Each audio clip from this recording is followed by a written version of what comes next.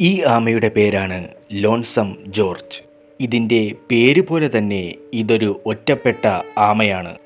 Galapagos ദ്വീപ് സമൂഹത്തിലെ പിൻ്റ ഐലൻഡിൽ ഉണ്ടായിരുന്ന ഈ ആമ പിൻ്റ ഐലൻഡ് ടോർട്ടിസ് എന്ന സബ് സ്പീഷീസിലെ അവസാന ആമയായിരുന്നു.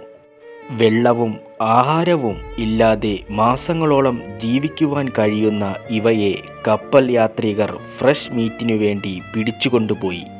അതും ഏകദേശം 2 ലക്ഷത്തോളം ആമകളെ.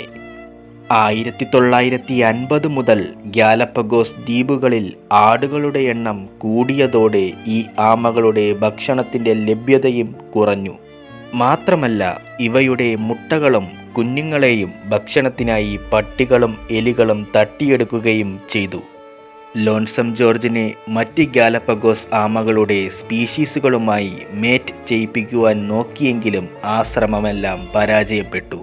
2012 ഏകദേശം 100-ാം വയസ്സിൽ ലോൺസം ജോർജ് മരണത്തിന് കീഴടങ്ങുമ്പോൾ പിൻ്റ ഐലൻഡ് ടോർട്ടിസ് എന്ന ഒരു ജീവവംശം തന്നെ ഭൂമിയിൽ നിന്നും ഇല്ലാതായി.